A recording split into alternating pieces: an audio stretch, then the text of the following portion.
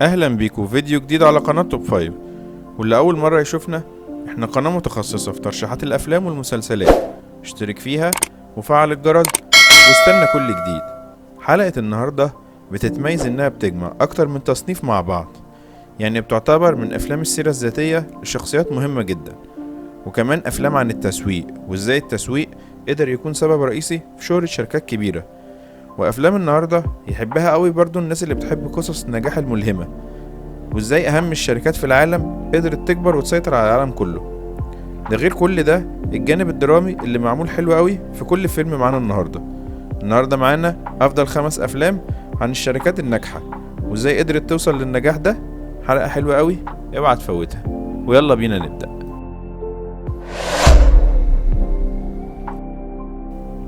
في المركز الخامس معانا فيلم من الافلام اللي حبيتها جدا في سنة 2023، فيلم من انتاج شركة ديزني وهولو، اللي بيحكي عن ريتشارد مونتينيز اللي اتعرف على جودي حب حياته من وهما في المدرسة، عشان لما يكبروا يتجوزوا. وكان شغلهم في اول حياتهم شغالين في عصابة شوارع من عصابات كاليفورنيا، بس كل حياتهم اتغيرت لما ريتشارد بقى اب، وكان بيحاول يكافح عشان يقدر يجيب مصاريف الحياة الصعبة جدا، عشان بعد كده يساعد واحد صاحبه انه يلاقي وظيفة عامل نظافة في شركة فيرتولاي، ودي شركة من شركات بيبسي المتخصصة في انتاج الشيبسي زي ليز وشيتوس ودوريتوس، اللي اسمها كانت واقعة قوي في الفترة دي وكانت مهددة بالافلاس بسبب ان ما عندهمش حاجة مختلفة في المنتج بتاعهم. بس ايه اللي حصل خلى الشركة دي تبقى من اكبر الشركات في العالم؟ وايه هو سر نجاح شيتوس ودوريتوس؟ وايه علاقة ريتشارد بالموضوع ده اللي هتشوف في احداث الفيلم الحلو قوي ده. Wasting time on this janitor's crazy idea. Guys like you and me, we don't get shots like this. You see that guy right there? I see a chingon, a montañez. Yo soy montañez. Soy montañez. Get out there and be great. We want to know that we matter to you.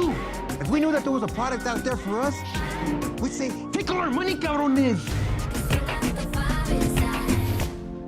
I got a little hood there at the end, but... Burns good or burns bad? It burns good.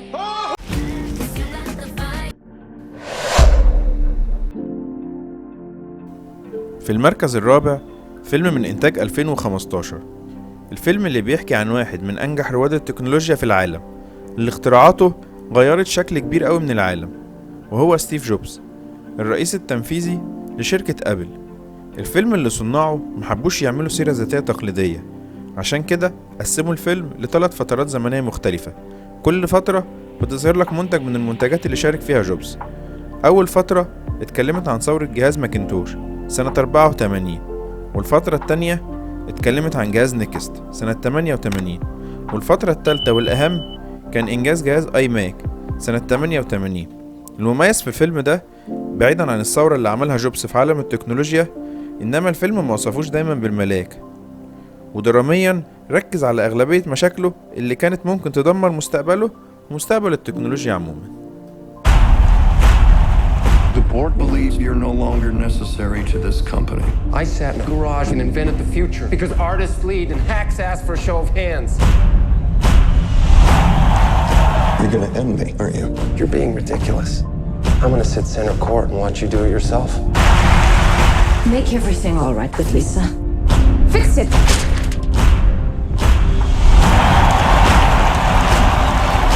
Ladies and gentlemen, please welcome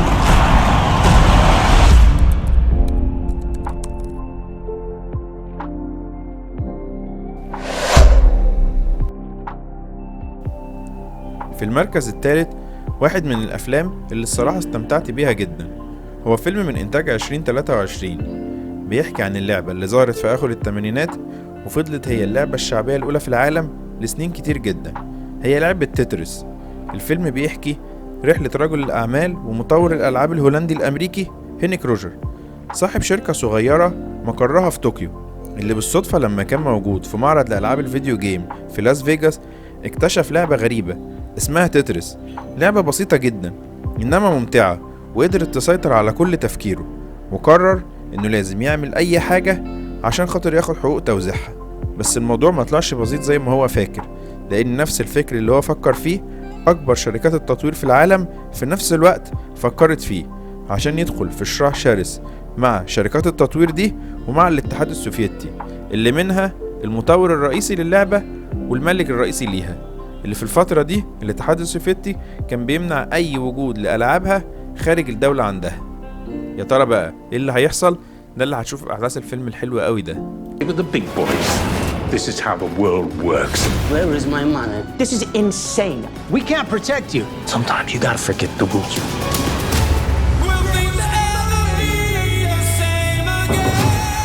Go, go, go, go! This criminal.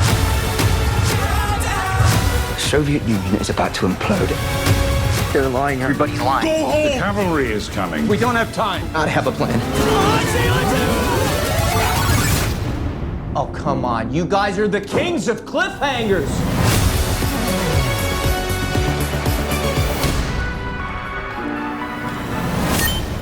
Not the bat. في المركز الثاني فيلم من إنتاج 2023 بيحكي عن شركة نايكي، اللي كانت في فترة الثمانينات شركة ما تقدرش تدخل في أي منافسة مع الشركة العملاقة أديداس، اللي كانت بتسيطر على عالم الرياضي كله في الوقت ده، لحد ما جه سوني، وده واحد من موظفين إدارة التسويق والحقوق الإعلانية في الشركة. جه بفكرة كانت بتعتبر أول لما اتطرحت نكتة جوه الشركة، لما قرر سوني إنه يوجه كل ميزانية التسويق والدعاية للسنة دي والسنين قدام عشان يمضي عقد مع مايكل جوردن. الفكرة اللي اتقابلت بسخرية كبيرة جدا، لأن مين انت أصلا عشان تنافس أديداس، ومين انت عشان مايكل جوردن يختارك؟ بس ازاي سوني موظف عادي جدا قدر يشقلب كيان شركة نايكي كلها ويخليها من أكبر الشركات في العالم ويغير الفكر التسويقي بتاعها؟ ده اللي هتعرفه في أحداث الفيلم المرعب ده. We build a shoe line around just him. I need the greatest basketball shoe that's ever been made. Who's the player? Michael Jordan. Your motor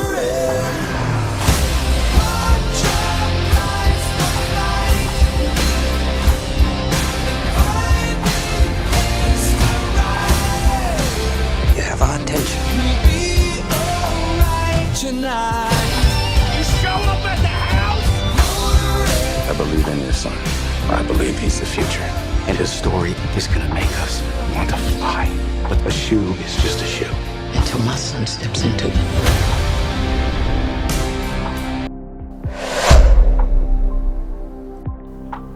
في المركز الأول واحد من أجمل الأفلام اللي اتكلمت عن شخصيات ملهمة أو شركات ناجحة، لأن الفيلم اللي معانا اتكلم عن واحدة من أكبر الشركات في العالم، واحد من أهم رواد الأعمال في العالم، وهي شركة فيسبوك. الفيلم اللي من إنتاج 2010 بيحكي عن قصة نجاح مارك، اللي بدأ فكرته وهو طالب في جامعة هارفارد، لما فكر يعمل وسيلة للتواصل بين طلاب الجامعة، اللي بعد كده اتحولت من فكرة منصة صغيرة للتواصل بين طلاب الجامعة لمنصة عالمية بيتواصل بينها سكان كوكب الأرض كله. الجميل في الفيلم إن الفيلم بيوصل لك في مضمونه إن الفكرة مش أهم حاجة عشان تنجح. لو ما عندكش رؤية واضحة لمشروعك وخطة للتطوير هتكون نتيجتك الفشل، حتى لو عندك فكرة عبقرية. أحداث الفيلم هتعرفك إن مارك أصلا ما كانش هو صاحب الفكرة الرئيسية، بس في الآخر برؤيته قدر يوصل إنه يكون صاحب أكبر منصة للتواصل في العالم كله. عشان كده الفيلم ده برشحه بجدارة يكون معانا هو النهاردة المركز الأول.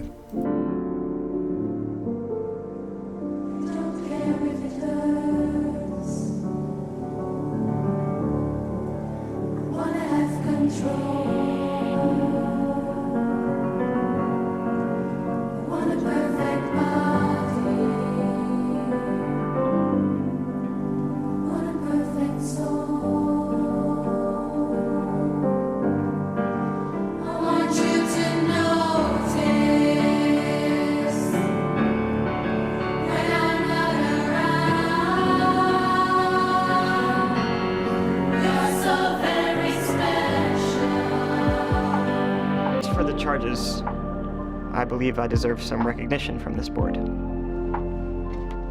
I'm sorry? Yes. I don't understand. Which part?